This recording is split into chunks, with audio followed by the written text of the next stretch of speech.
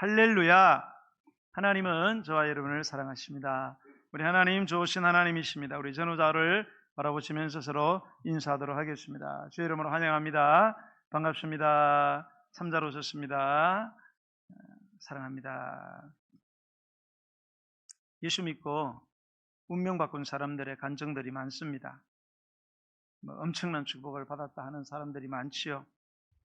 예수 믿고 돈 많이 번 사람, 존경과 명성과 그리고 여러 가지 사람들로부터 주목을 받게 된 사람들의 간증이 많습니다. 우리 주변에도 보면 예수 믿고 불치의 병을 고쳤다는 사람들 꽤 있고요. 사업에 실패했는데 다시 크게 일어선 재벌이 되었다는 사람들, 깨어진 가정이었는데 예수 믿고 다시 행복을 되찾았다는 간증. 그래서 우리는 사실 예수 믿고 구원받읍시다 이렇게 전도해야 되는데 예수 믿고 복 받읍시다 그렇게 전도하기가 일수가 되었습니다. 그런데 어떤 사람들은 야, 예수 믿고 정말로 복 받아야 되겠다 그런 기대감 가지고 열심히 하나님 믿었는데 큰 실망을 했다, 그런 사람들도 꽤 많나 봅니다. 실망을 넘어서 원망까지 하는 경우도 봤어요. 하나님께서 어떻게 저에게 이러실 수 있습니까? 하나님 정말 이건 아니죠. 급기야는 내가 하나님께 쏘은 건 아닌가? 라는 의심, 신앙의 의심, 엄청난 고통이죠. 내가 수십 년을 믿었는데 쏘갔나? 여러분은 어떠세요? 사랑하는 성도 여러분, 신앙의 길을 오래 걸어오셨습니다. 혹시 하나님께 실망한 적은 없으세요? 여러분 마음 깊은 곳에 하나님 제게 왜 이러시는 거예요? 정말 저를 이렇게 서운하게 하고 싶으세요? 하나님 제가 그렇게 미우신가요? 라는 하나님을 향한 비통한 절규가 차마 말로는 못하지만 여러분의 내면의 속에서 울려 퍼지고 있지는 않냐. 하나님 제가 그렇게 미우세요? 라는 이 충격적인 고백의 주인공을 오늘 우리가 한번 만나보려고 합니다. 그분이 누굴까 알게 되면 아마 깜짝 놀랄 겁니다. 충격받으실 거예요. 사도행전 13장 22절에 보면 이런 말씀이 있어요. 내가 이새의 아들 다윗을 만나니 내 마음에 합한 사람이라 내 뜻을 다 이루리라, 이런 말씀이 있어요. 하나님이 다윗을 만나는 순간에 무슨 마음이 들었느냐? 야, 다윗은 내 마음에 합한 사람이다. 다윗은 내 마음, 내 뜻, 내 소원을 똑같다 이거예요. 내가 소원하는 거 다윗도 똑같이 소원하고, 내가 원하는 거, 내가 선택하는 거 다윗과 나는 똑같다는 거예요. 그리고 다윗은 그것을 정확하게 인식을 하고 있다는 거예요. 네 마음, 내 마음, 내 마음, 네 마음이다. 항상 다윗은 그냥 내 뜻이라면은 졸졸졸졸 따라다니는, 강제적으로가 아니라 그냥 마음이 일치를 하기 때문에. 그래서 하나님은 어떤 소망을 가지면 내 뜻을 다 이루어줄 거야. 내가 뭐를 원하든지, 내가 뭐를 시키든지, 내가 아무리 힘든 거를 얼토당토 않는 이야기를 해도 다윗은 다 해줄 거다. 다 날 위해 해줄 거다. 대단하지 않습니까? 우리는 이 구절에서 두 가지를 발견하게 돼요. 하나는 상상을 초월하는 다윗을 향한 하나님의 신뢰입니다. 야, 도대체 하나님은 다윗을 얼마나 신뢰하기 때문에 다윗은 내가 무엇을 원하는지 everything, 모든 것들을 다 해줄 거다, 이런 신뢰가 있었고요. 또 하나는 하나님을 향한 다윗의 순종을 발견하게 됩니다. 하나님이 원하셔 난 무조건 다 해줄 거야. 다른 사람은 택도 없다고 나는 무조건 다 해줄 거야. 다윗은 모든 영역, 모든 선택, 모든 소망에 있어서 하나님의 마음과 완전히 일치했고, 그리고 인식을 했고, 이심전심이었죠. 눈빛만 봐도 아는 거예요. 말로 할 필요도 없어요. 다윗은 하나님이 눈만 꿈벅거려도요, 아, 하나님이 뭘 원하시는구나. 이거 그냥 100% 알았어요. 더 나아가서 일심동체의 사람이었어요. 우리는 알고도 안 해주는 경우도 많잖아요. 다윗은 그런 법이었어요. 딱 주님께서 손가락 까딱까딱하는 거 보니까 아이고 뭐 갖다 달라는가 보다. 그리고 아무리 힘들고 아무리 피곤하고 아무리 어렵고 형편과 처지가 안 돼도 손 까딱까딱 하면은 뭐를 갖다 달라는 거구나. 그리고 기어서라도 가서 반드시 해주는. 그러니까 그것이 다윗의 인생의 오락이었어요. 다윗은 인생의 가장 큰 기쁨이 뭐냐? 하나님이 원하시면 나는 다 해준다. 아무리 힘들어도 조건이 되든 형편이 안 되든 상관없이 하나님이 원해, 그러면 나는 무조건 다 해준다. 이게 어떻게 가능했을까요? 우리가 성경 읽어보면은 이 율법 너무 가혹하지요. 하라는 거 하지 말라는 거 한 반반으로 나눠져 있어요. 하지 말라는 게 훨씬 더 많습니다. 십계명도 보면은 하지 말라는 부정적 표현이 훨씬 많죠. 근데 그거 꼭 하고 싶은 거거든요, 우리가. 하라는 건 하기 싫은 거고. 그런데 하나님은 그렇게 하라고 말씀하십니다. 그렇게 하면 너희들이 생명을 얻게 될 거다. 복을 받게 될 거다. 어떻게 해요? 어떻게 다 합니까? 못하지요. 못하는 거 빠이 아시면서도 그렇게 하면 복을 받는데요. 그런데 그걸 할 수 있는 방법이 있다. 하나님은 사실 우리에게 완전한 행위를 원하시는 건 아니에요. 이미 우리에게 하자가 있다는 걸 아세요. 우리 행위 자체가 불가능합니다. 그러나 문제는 그것의 어떤 완성도가 100%에 이르지는 않지만은 하나님이 원하시는 그 일들을 다 행할 수 있다는 거예요. 다 손을 댈 수 있다는 거예요. 그거는 딱 한 가지로만 가능하다는 거예요. 그건 하나님을 사랑을 해야 그게 가능하다는 거예요. 아무리 금식을 하고 아무리 바늘로 다리를 찌르고 결단하고 결심을 하고 설교 10편 듣고 그래서 되는 문제가 아니라는 거예요. 하나님 자체를 사랑하게 되면 그게 가능해진다. 그래서 우리가 자식 키웠다 이 말이에요. 다윗은 하나님을 너무너무 사랑했어요. 그래서 우리가 너무나 잘 아는 시편 23편을 보세요. 6절에 보면은 내 평생에 여호와의 선하심과 인자심이 반드시 나를 따라다닌다. 아니 하나님은 다윗을 도대체 얼마나 사랑이기 때문에 당신의 선하심과 인자심으로, 인자심은 영원한 사랑이죠. 변치 않는 사랑, 취소되지 않는 사랑 같고 다윗을 계속 따라다니시는 거예요. 따라다닌다는 것은 뭐예요? 원어적으로 열추적 미사일이 비행기 열감지하고 계속 따라가는 걸 말하는 거예요. 따라오지 말라도 계속 따라붙는 거예요.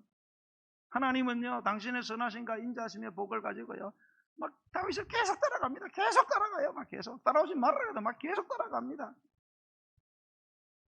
얼마나 사랑하기 때문에 그랬을까요? 그리고 다윗의 반응은 뭐예요? 나는 여호와의 집에 영원히 살고 싶다는 거예요. 여호와의 집에 영원히, 우리는 영원히 살고 싶어서 결혼을 하잖아요. 몇 년 지나면 이제 시들시들해집니다. 처음엔 좋았지. 1년 6개월 동안 홀만 나오고 그러니까 눈에 씌가지고 좋았어요. 지나가면서 이제 정신이 들기 시작하고 3년 지나고 5년, 10년 지나고 이러면 내가 미쳤지, 잘못했나, 이거 물을 수도 없고 어쩌다가 한 3, 40년 하면 3, 40년 됐는데 이제 어제는 갈라서도 안 되겠나 이런 생각도 하고 이게 우리 인간이잖아요. 여러분은 안 그런가 봐요? 되게 경건해 보이시는 것처럼 그런데 다윗은 안 그랬어요. 나는 영원히 여호와의 집에서 살고 싶습니다. 얼마나 하나님을 사랑했길래. 완전 심쿵하지 않습니까? 네? 여러분, 그렇게 하나님을 사랑했던 이 다윗이 오늘 엄청난 충격적인 고백을 쏟아내기 시작합니다.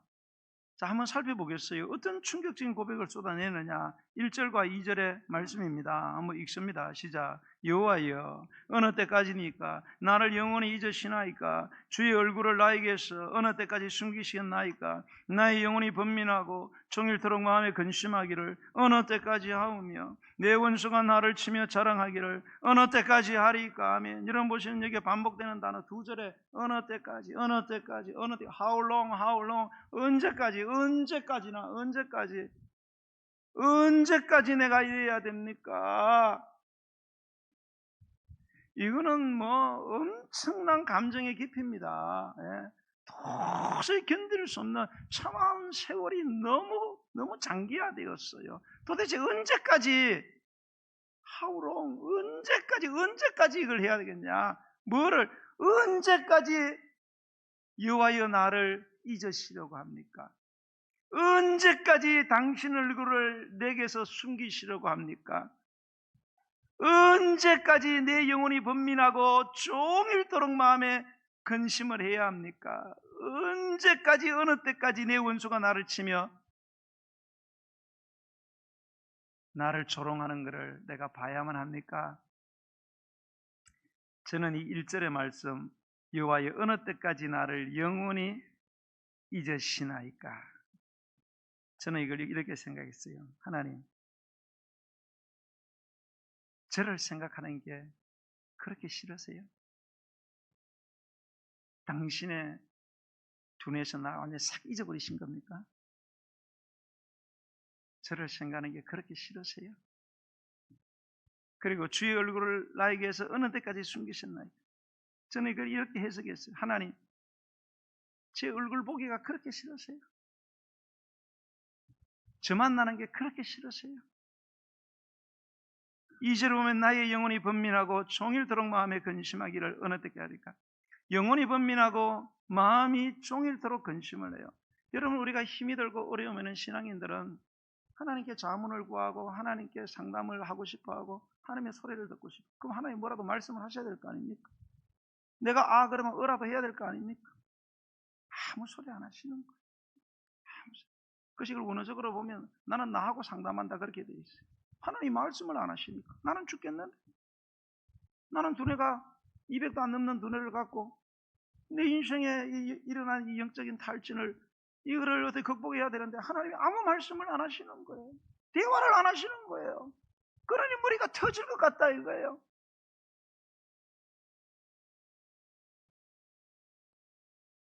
그래서 저는 이렇게 해석했어요. 하나님, 저하고 이야기하기가 그렇게 싫으세요? 그리고 그 다음에 내 원수가 나를 치며 자랑하기를 어느 때까지 하리까? 하나님, 제가 원수한테 조롱당하며 사는 게 그렇게 좋으세요? 네 가지를 딱 모아서 저는 이렇게 압축했어요. 하나님, 제가 그렇게 미우세요? 정말 하나님, 제가 당신한테 그렇게 미십니까? 얼마나 내가 더 기다리고 참고 살아야 합니까? 고통의 기간이 장기화되고 끝날 기미가 보이지 않을 때, 고통의 일들이 감소가 되어야 되는데 늘어져만 갈 때에 다윗과 같은 인물이 이런 고백을 할 수밖에 없다면 우리는 오죽하겠는가 라는 생각을 해봅니다. 여러분, 우리가 살면서 하나님이 미워질 때가 있어요. 이거를 극심한 영적인 침체다 이렇게 이야기합니다. 번아웃 되었다. 그럴 때 다윗을 통해 배우게 되는 영적 침체를 극복하는 세 가지의 비결을 여러분과 함께 나누려고 합니다. 첫 번째가 바로 1절과 2절입니다. 다시 한번 읽습니다. 1절과 2절 시작. 여호와여 어느 때까지니까 나를 영원히 잊으시나이까? 주의 얼굴을 나에게서 어느 때까지 숨기시겠나이까? 나의 영혼이 번민하고 종일토록 마음에 근심하기를 어느 때까지 하오며 내 원수가 나를 치며 자랑하기를 어느 때까지 하리까? 아멘. 다윗의 내적 감정이 너무 리얼하게 노출되고 있지 않습니까? 여러분, 기도를 드릴 때 이런 기도를 들어보셨어요? 하나님, 제가 그렇게 싫으세요? 하나님, 제 얼굴 떠올리면은 소름 끼치세요? 하나님은 나하고 대화하는 거 그렇게 싫으세요? 제가 그렇게 꼴미우세요? 내가 고통당할 때 하나님 어디 계십니까? 라는 책, 하나님 당신께 실망했습니다 라는 책에서 필립 얀시는 그의 책에서 이런 말을 했어요. 하나님에 대해 실망하지 않는 사람이 있다면 그는 분명 무신론자라고 생각한다. 무신론자는 하나님께 아무것도 기대하지 않기 때문에 아무것도 받을 게 없다. 그러나 하나님께 자신의 삶을 바친 사람은 본능적으로 무언가 그분께 기대한다. 그러면 그 기대가 잘못된 것이란 말인가? 잘못된 게 아니지. 우리는 신앙생활하면서 여러 가지 이유로 하나님께 실망하고 원망스럽고 때로는 미워지는 순간이 있을 수 있습니다. 그럴 때 우리는 하나님을 향한 모든 감정들을 다윗처럼 숨기지 말아야 됩니다. 사람에게는 가서 이해하지 마시고 해봤자 다 쓸데없는 소리 됩니다. 앞에서는 아유 그래요 막 눈물 닦아지는 돌아서서는 기딴 소리 합니다. 그러지 말고 하나님 앞에 나아가셔서 거짓없이 정직하게 여러분 내적인 그런 아픈 감정들을 드러내는 기도, 토해내는 기도, 숨통을 틔워야 된다 이 말입니다. 숨통을 틔우는 기도를 해야만 돼요. 그러기 위해서는 있는 감정 그대로를 그대로 다 쏟아내야 돼요. 아유 그래도 하나님 앞에 경건하게 기도해야지. 기본은 지켜야지. 우리한테 기본이 뭐가 있습니까? 저와 여러분에게 기본이 뭐가 있습니까, 여러분? 천벌받아 마땅한 죄인한테 기본이 어디 있습니까, 여러분? 제가 그런 말씀 드린 적이 있어요. 심리학에서는 감정을 물체로 보고 있습니다. 그런데 우리는 감정을 하나의 어떤 형이상학적인 그런 어떤 보이지 않는 어떤 그런 실체로 생각하고 그냥 꾹꾹 누르고 있으면 없어질 거다. 시간 지나면 없어질 거다. 없어지지 않습니다. 계속 쌓이는 거죠. 그래서 우리 한국 사람은 화병이 생겼습니다.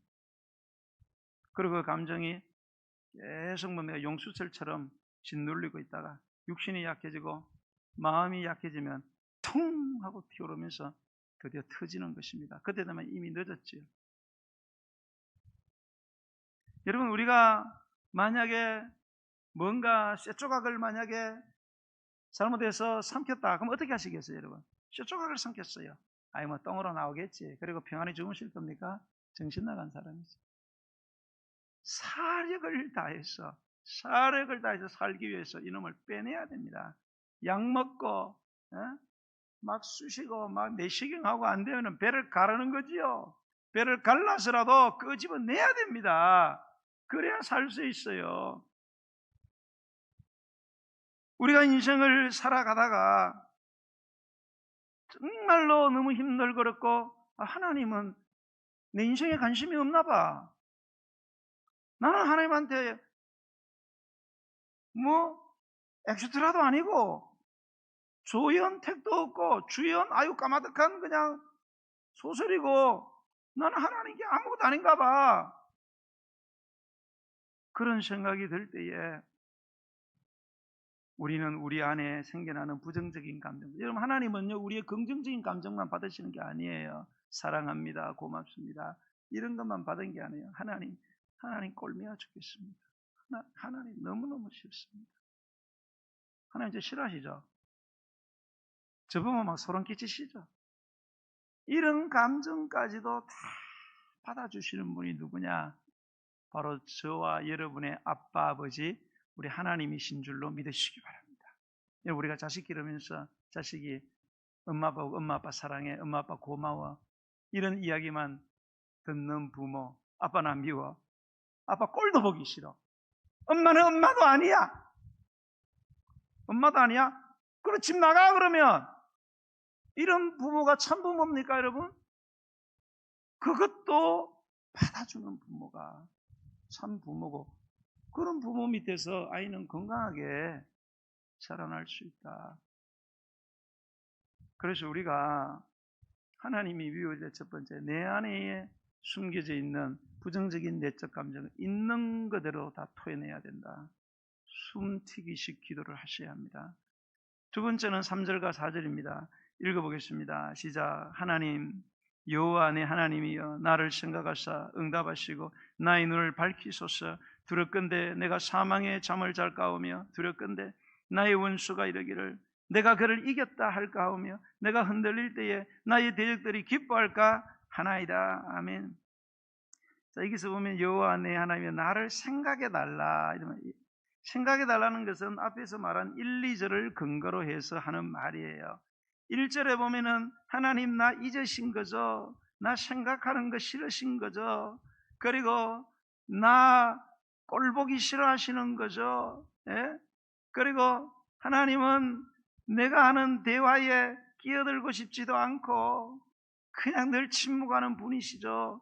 이거를 근거로 해서 다윗은 여호와 내 하나님이여 나를 좀 생각해 달라는 거예요. 하나님 나를 절대 잊으시면 안 됩니다. 절대 나를 못 본 채 해서는 안 되지요. 절대 나와의 대화를 단절하거나 기도 단절을 하시면 안 됩니다. 그게 생각해 달라는 거예요. 그리고 응답해 달라고 이야기합니다. 응답에 대한 구체적인 예는 그 뒤에 나옵니다. 그 첫 번째가 뭡니까? 나의 눈을 밝혀 달라는 거예요.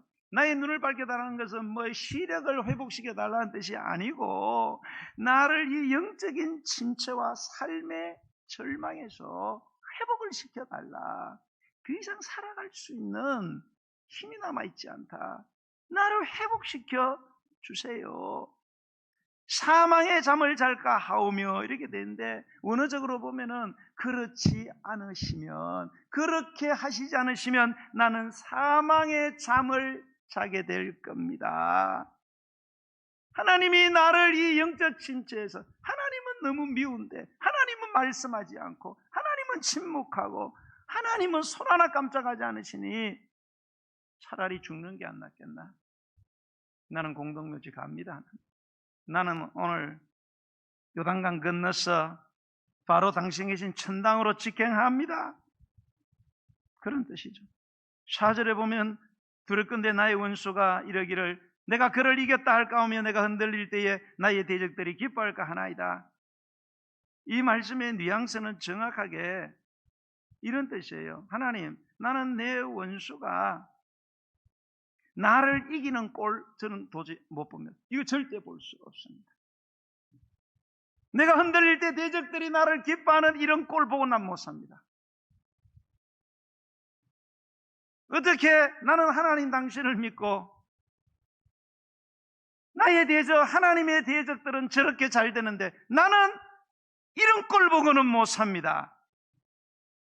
계속 이런 꼴 보는 것보다는 난 차라리 사망의 잠을 잘 겁니다. 차라리 나는 공동묘지 가겠습니다. 이거는 절체절명의 순간에 하나님을 향한 떼쓰는 기도예요. 때를 쓰고 막 덤벼드는 겁니다. 예, 덤벼드는 거. 하나님은 뭐 반응도 하지 않고 눈 하나 끔뻑하지 않고 나는 죽겠는데 그렇다고 가만히 있을 수는 없잖아요. 예, 막 부모 품으로 막 기 들어가는 겁니다. 애들 있잖아요. 애들 막 잘못해가지고 막 아버지한테 막 들어밀고 막 또 들어밀고 막 계속 들어미는 겁니다. 그럼 어떻게 하시겠어요? 여러분 누가복음 18장에 보면은 예수님이 이런 말씀하셨어요. 주께서 또 가라사대 불의한 재판관에 말한 것을 들어라. 불의한 재판관에 말한 것이 뭔가 하면은 5절에 나와요. 이 과부가 나를 번거롭게 하니 내가 그 원한을 풀어주리라. 그렇지 않으면 늘 와서 나를 괴롭게 하리라. 이런 말이에요. 어느 마을에 의로운 재판관이 아니고 불의한 재판관에 사람과 하나님을 아주 우습게 하는 재판관 같지 않은 재판관이 있었어요. 그런데 그 마을에 과부가 생겼어요. 과부는 사람 취급 못 받았습니다. 과부는 살 길이 딱 두 가지예요. 자식 있으면 자식을 종으로 팔아서 생계 꾸리든지 아니면 자기 몸 팔아가지고 살아가야 됩니다. 그런데 이 과부에게 원한이 생겼어요. 자식을 강제로 종으로 팔렸든지 아니면 무슨 겁탈을 당해가지고 뭐 개꼬를 당했든지 뭐 한다는지 몰랐는데 원통해서 살 수가 없어요. 원통해서 살 수가 없어요. 도저히 살 수 없어요. 막 이가 갈리고 막 잠이 안 오고 막 수면제 틀어놓고 막 우울증약 약 먹고 막 이래야 살아가는 형편이 됐어요. 하다 하는데 이렇게 못 살겠다 싶어가지고 그래도 저놈이 재판관이니까 한번 가보자 싶어가지고 가가지고 계속 이야기합니다. 눈 하나 깜짝 안 합니다. 예, 깜짝할 리가 없죠. 불의한 재판관인데 계속 찾아갑니다. 봄, 여름, 가을, 겨울 찾아갑니다. 아침에 출근할 때 찾아갑니다. 점심을 찾아갑니다. 화장실 갈 때 따라가지는 못해도 화장실 바깥에 따라갑니다. 저녁에 퇴근할 때 따라갑니다. 낚시하면 낚시할 때 따라갑니다. 휴가면 휴가할 때 따라갑니다. 계속 따라갑니다. 이제 과부 나타날까 봐 두렵습니다. 이게 번거롭게 한다. 번거롭게 한다는 원어적 의미는 뭐 복식 선수가 뭡니까? 상처난 곳을 계속 때리는 것을 번거롭게 한다, 괴롭게 한다 그런 뜻이. 때린데 또 때려, 깐데 또 까, 바가지로 피받아 그리고 또 까 그런 것처럼 될 때까지 해보자. 이렇게는 못 산다. 될 때까지 해보자. 예?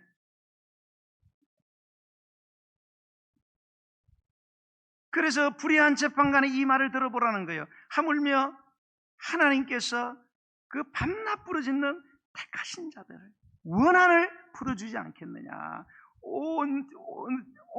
저희에게 오래 참으시겠느냐. 내가 너에게 이르노니 속히 그 원한을 풀어주리라. 그러나 인자가 올 때에 세상에서 믿음을 보겠느냐. 우리는 여러분 이 3, 4절과 이 누가복음 18장 불의한 재판관의 비유에서 두 가지 메시지를 우리는 발견해야 돼요. 첫 번째는 우리가 원수에 대한 저주 기도를 못한다는 거예요. 여러분 성경은 우리가 사람을 저주해서는 안 된다라고 말하고 있어요.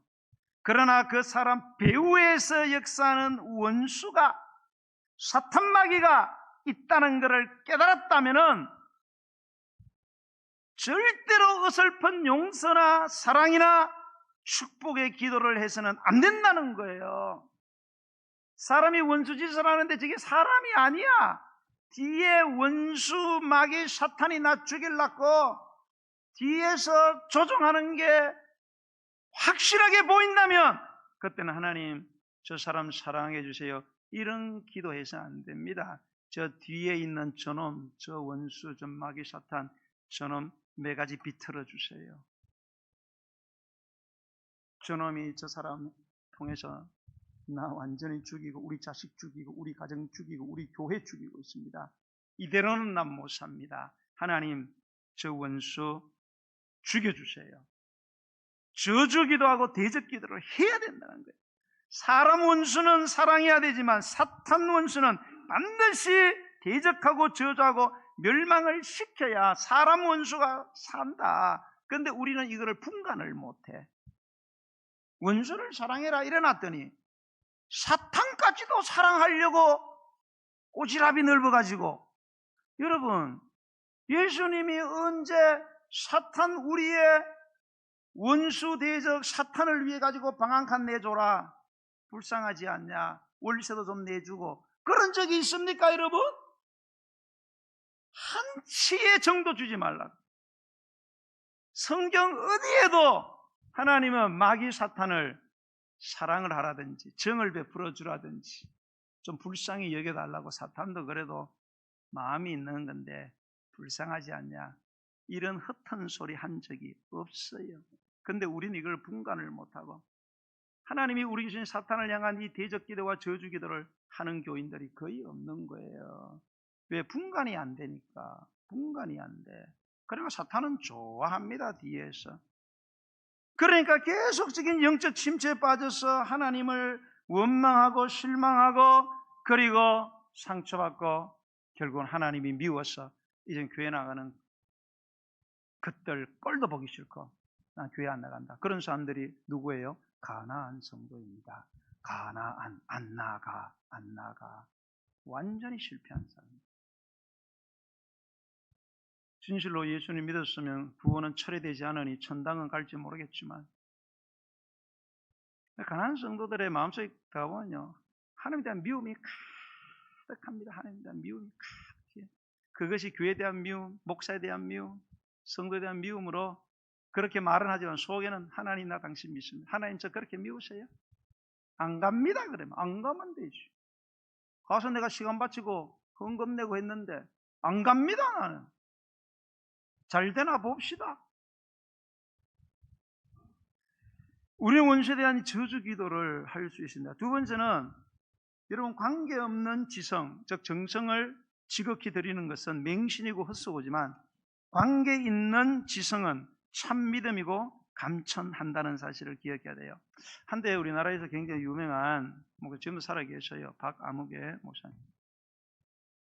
독설이라는 책에서 지성이면 감성이다 라는 이런 저급한 기도하면 안 된다. 그거는 저 망월사 중들이 하는 거다. 50점입니다. 50점. 그 설교는 다 50점. 여러분 그렇죠? 지나가는 아저씨 보고 우리 아들이 아저씨 돈 좀 빌려주세요. 월세 좀 내주세요. 아무리 나대고 아무리 매달봐도 소용없어요. 헛수고입니다. 그러나 옆에 있는 아저씨가 내 아버지야. 아버지. 나는 좀 시원찮아. 그래도 아버지 월세 주세요. 나 밥 못 먹었어요. 밥값 주세요. 네가 하는 게 있어야지. 주세요 아버지. 하는 것도 없는 놈이 주세요 아버지. 아버지와 아들의 관계가 설정이 됐기 때문에 계속 매달리면 밥값 줘야 돼, 안 줘야 돼? 이 정업 쓰신 분들 봐라. 밥값 줘야 돼, 안 줘야 돼요? 줘야지! 내 자식인데 줘야지! 당연한 거예요, 여러분. 지성이면 감천입니다.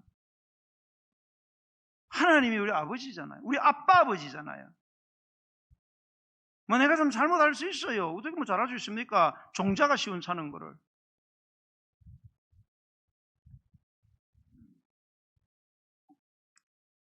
그래서 끊임없이 구해야 됩니다. 영적 침체를 이겨내려면 끊임없이. 내 꼬라지만 자꾸 보지 말고 끊임없이. 여러분 마태복음 7장 보면 유명한 구절 나옵니다. 구하라, 찾으라, 그리고 두드려라. 근데 바로 그 이전에 보면은 7장 6절 이런 말이죠. 거룩한 것을 계획해 주지 말고 너희 진주를 돼지 앞에 던지지 말아라. 저희가 그것을 발로 밟고 돌이켜 너희를 찢어 상할까 염려하라. 그리고 구하라, 찾으라, 두드리라. 구하는 이마다, 찾는 이마다, 두드리는 이에게 이런 말씀을 하십니다.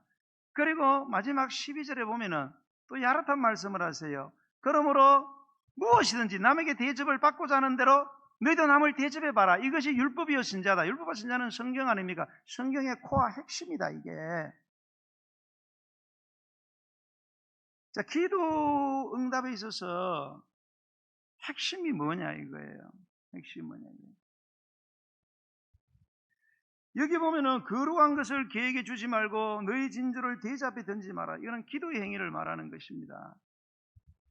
여러분 기도는 거룩하고 진주와 같은 겁니다. 근데 그것을 개에게 가서 개한테 가가지고 야 개야 어떻게 좀 도와달라. 돼지를 보고 야 어떻게 좀 도와줘. 그러면 여러분 거룩하고 금덩어리 주면은 깨물어 보고 아 이거 비싼 거 한 돈에 60만 원짜리 주니까 고마워. 여러분 그런 개돼지 있습니까? 우선 이빨 다 부러뜨리고 임플란트 또 해야 되네. 그리고 성결 나가지고 덤비들어서 그냥 우리가 죽여버립니다. 기도도 관계 설정이 잘 돼 있고 대상을 잘 알고 기도에 들어가야 된다는 거예요. 그러면서 구하고 찾고 문을 두드리는데 누구한테 그렇게 해야 되나? 하늘에 계신 너희 아버지에게 그렇게 하라는 거예요. 왜? 왜 그렇게 되냐? 너희가 누가 아들이 떡을 달라면 돌을 주며 생선을 달라면 뱀을 줄 사람이 있겠냐? 너희가 악한 애비라도 좋은 것으로 자식에게 줄 알지 않느냐? 하물며 하늘에 계신 너희 아버지. 하늘이란 것은 초월성을 말하는 것이고 너희의 아버지는 관계성을 말하는 거예요. 뭐든지 다 하실 수 있는 모든 걸 다 하시는 너희의 아버지가 구하는 자에게 좋은 것으로 주지 않겠느냐? 그런데 보면 악한 자라도 좋은 것으로 자식에게 준다라는 이 원어를 보면 표현이 재미있게 되어 있어요. 우리는 그냥 좋은 것으로 자식에게 준다 그렇지만 원어상으로는 좋은 것을 주는 방법을 알고 있다 이렇게 되어 있어요. 악한 부모도 자식에게만큼은 좋은 걸 주고 싶어 하는데 좋은 걸 주고 싶어하는 방법론을 정확하게 알고 있다는 거예요. 뭘 줘야 되는지, 얼마를 줘야 되는지, 어느 때에 줘야 되는지 이 방법을 정확하게 알고 자식에게 준다는 거예요. 왜? 조폭 아버지도 지 자식은 사랑하기 때문에 그런 거예요. 너무 사랑하기 때문에 굉장히 세밀하다는 거예요. 조폭도 그런데 니네 하늘에 계신 너희 선하신 아버지는 얼마나 정확하게, 얼마나 정확한 때에, 얼마나 정확한 방법으로, 얼마나 정확하게 적당하게 주실 수 있는 분인지를 알아야 되지 않겠냐 이거예요. 이거를 알면 기도가 안 나올 수가 없다는 거예요. 그러면서 결론적으로 그러므로 무엇인지 남에게 대접을 받고자 하는 대로 너희도 남을 대접하라. 이것이 율법의 신자니라. 무슨 말입니까? 너희들이 왜 기도에 응답이 되지 않느냐? 너희들이 하나님을 개돼지 취급하니까 그렇지. 너희들이 하나님을 악한 애비처럼 대접하고, 아이고 이런 기도 들었다가 혼쭐나고 뺨이나 맞고, 이런 기도 들었다가 아이고 뭐 지금까지 뭐 응답한 거 보니까 뭐 제대로 뭐 주실 것 같지도 않고, 이런 식으로 너희들이 하나님을 대접하니 응답이 되겠냐? 철저하게 하나님을 너희의 아버지로 잘 대접해서 기도를 해봐라. 그렇게 때를 쓰고 또 채워봐라. 그러면은 네가 하나님의 미움을 받고 있다는 그 생각이 싹 안개처럼 사라지게 될 거다. 그 이야기를 하고 있는 것입니다. 마지막으로 5절과 6절을 보도록 하겠습니다. 시작. 나는 오직 주의 사랑을 의지하였사하며 나의 마음은 주의 구원을 기뻐하리라. 내가 여호와를 찬송하리니 이는 주께서 내게 은덕을 베푸신다. 제가 있잖아요. 이번에 그 설교 제목이 하나님이 미워질 때이잖아요. 제가 AI한테 물어봤어요.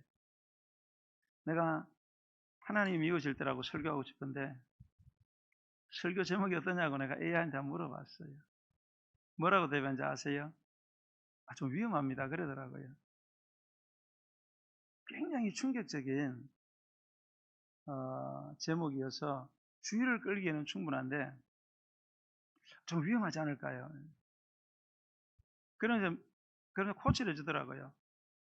뭐 정하셨다면 뭐 해야 되는 거는 뭐 해야 되는데 마무리를 꼭 잘 하시라고. 마무리를 꼭 잘. 안 그러면 믿음 약한 분들 다 나중에 다 나타빠지니까 마무리를 잘해라. 그렇게.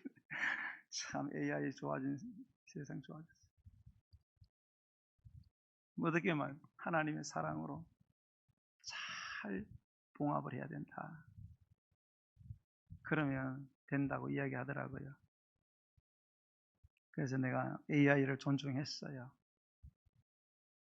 여러분, 하나님을 향한 지독한 미움이 우리 안에 있을 수 있습니다. 그러나 우리의 지독한 미움 너머에는 뭐가 있느냐? 지독한 사랑이 존재하고 있다는 사실을 아셔야 돼요. 누군가를 지독히 미워해 보셨죠? 지금도 미운 사람이 있죠? 왜 미워하세요? 너무 사랑하기 때문에 미워하시는 거예요. 정말로 실망 많이 하셨죠? 왜 실망했어요? 너무 사랑했기 때문에 실망이 된 거예요. 우린 그건 잘 몰라요. 그래서 사랑의 반대말은 미움이 아니라 그러잖아요. 무관심이잖아요. 미움은 또 다른 모습의 사랑입니다. 그래서 우리가 살면서 그럴 때 이제 부부도 당신 미워 죽겠어. 당신 미워 죽겠어.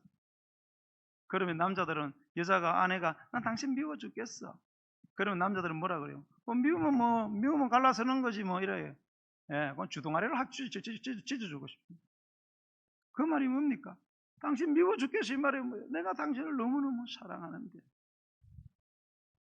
왜 내 마음을 몰라주냐 이 말이죠. 근데 이 무심아들은 그러면 각방 쓰는 거지 뭐 이러면 못 사는 겁니다. 내 아내가 나를 너무너무 사랑하는구나. 너무 힘들어하는구나. 다윗은 이 놀라운 사실을 깨닫게 된 거예요. 왜 하나님이 이렇게 원망스러울까? 나는 하나님이 왜 이렇게 미울까? 하나님은 나를 생각하는 게 그렇게 싫으시나? 하나님 나 만나는 게 소름 끼치시나?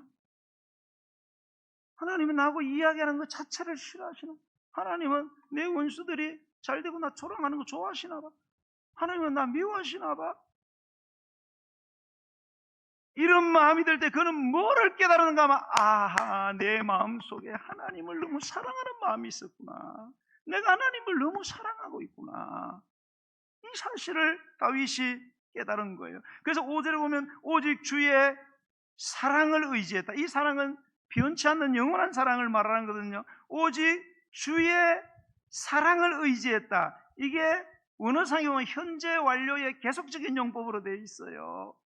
내가 옛날부터 하나님을 사랑했고 지금도 똑같이 하나님을 내가 사랑하고 있기 때문에 지금의 밀어닥친 현실이 힘들다 보니까 하나님이 미워진다는 사실. 하나님이 미워서가 그런 게 아니라 사람이 사랑하다 보면 기대가 생기잖아요. 무신론자가 필리전스가 말하는 것처럼 무신론자가 아니고는 누군가를 사랑하게 되면 기대를 갖게 되거든요. 그래서 그랬구나. 6절에도 보면 주께서 내게 은덕을 베푸시미로다. 이것도 현재 완료로 되어 있어요. 과거로도 지금까지 하나님은 나에게 풍성한 복을 내게 허락해 주실 만큼 나를 사랑하고 계시는구나. 그 사랑을 내가 지금까지 받고 살았기 때문에 지금 닥친 현실이 너무 힘들다 보니까 하나님이 미워지는구나. 하나님께 내가 실망을 하는구나. 이거를 깨달았다는 거예요. 사랑하는 여러분, 내가 하나님이 너무너무 미워질 때 내가 여전히 하나님을 너무너무 사랑하고 있다는 사실, 동시에 하나님께서 여전히 나를 너무너무 사랑하고 계시는 사실을 꼭 기억을 하셔야 합니다. 이 고통이 이게 끝날 때쯤 좀 끝나고 좀 쉬었다가 또 오면 되는데 어떤 분들의 삶은 막 연속적으로 장기적으로 막 계속 오는 경우가 있습니다. 이런 경우는 방법이 없어요. 이거를 이겨낼 수 있는 마지막 쐐기는 뭐냐? 내가 하나님을 너무 사랑하고 있기 때문에 강도가 더 내게 심하게 느껴지는구나 라는 사실을 반드시 기억해야 합니다. 그럴 때 오늘 성경의 말씀처럼 나의 마음은 주의 구원을 기뻐하게 될 거다. 하나님의 사랑을 확신할 때만이 하나님은 나를 미워하시는 것이 아니라 나를 반드시 구원하실 것이다. 이거를 기쁨으로 받아들이고 내가 여호와를 찬송할 거다. 생활에서의 기쁨과 감사가 드디어 회복이 가능해진다라는 이야기를 하고 있는 것입니다. 사랑하는 성도 여러분, 혹시 여러분이 겪고 있는 시련과 고통 때문에 하나님께 실망하고 계시진 않습니까? 하나님 미우세요? 여러분의 부정적인 감정을 억누르지 마시고 다윗처럼 그대로 다 토해내세요. 숨을 틔우셔야 됩니다. 경건이고 나발이고 이런 거 따지지 말고, 하나님 제가 그렇게 미우세요? 우리 가정이 그렇게 우습게 보이세요? 있는 그대로를, 하나님 내 자식이 이 꼴 당하니까 좋으세요? 그리고 내가 원하는 바가 아름답고 찬란한 것이 아니라 오늘 우리가 원한이잖아요. 원수에 대한 그 원한을 정직하게 끊임없이 하나님 앞에 강구하라는 겁니다. 때를 써가면서 보채가면서 이거 안 하면 나는 이 꼴로는 못 삽니다. 나는. 그리고 반드시 찬양으로 마무리하시기 바랍니다. 수술 시작했으면 아무리 수술을 잘해도 꿰매야 될 거 아닙니까? 꿰매야 살지 이 사람이. 여러분, 우리의 하나님을 향한 미움의 봉합은 하나님에 대한 나의 사랑, 나를 향한 하나님의 사랑의 확신에서 나오는 구원에 대한 확신, 삶 속에서의 감사와 찬양이 하나님을 향한 우리의 미움을 완전히 봉합할 수 있다. 그래서 영적 침체를 넘어서 또 다른 세계로의 성숙으로 나아갈 수 있다. 오늘 하나님은 다윗을 통해서 우리에게 이 메시지를 전해주고 있습니다.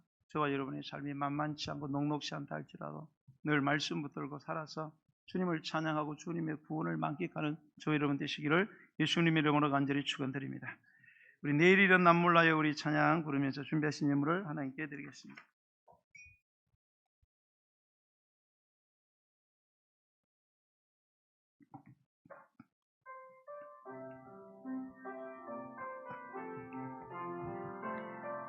내일은 난 몰라요. 내일은 난 몰라요. 하루하루 살아요. 불행이나 여행함도 내 뜻대로 못해요.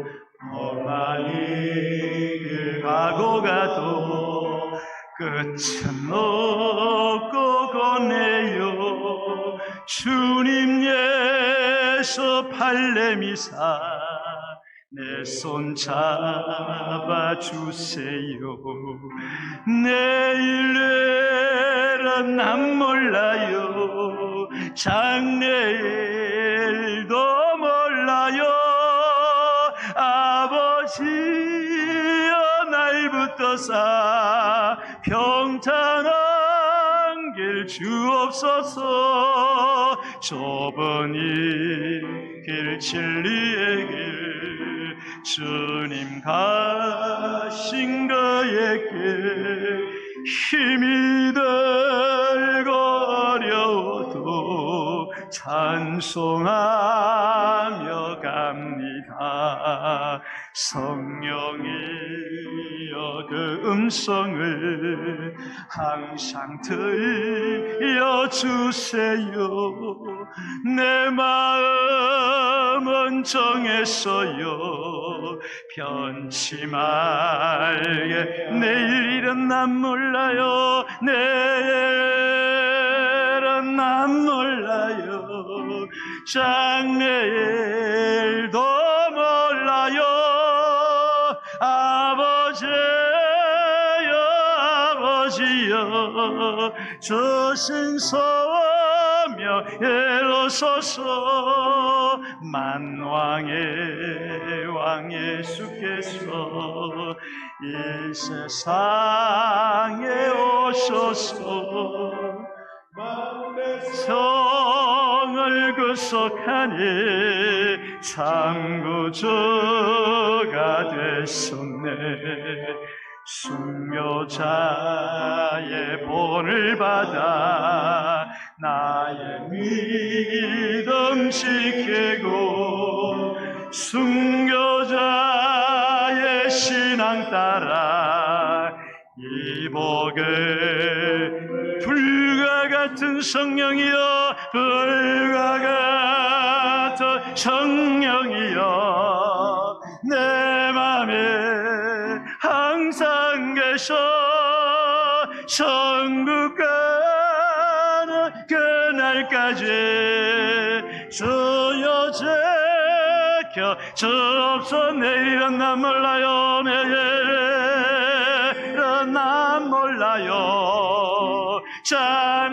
장래일도 몰라요. 아버지여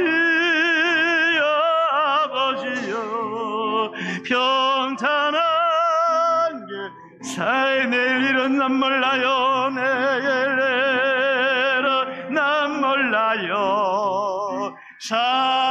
장래일도 몰라요. 아버지여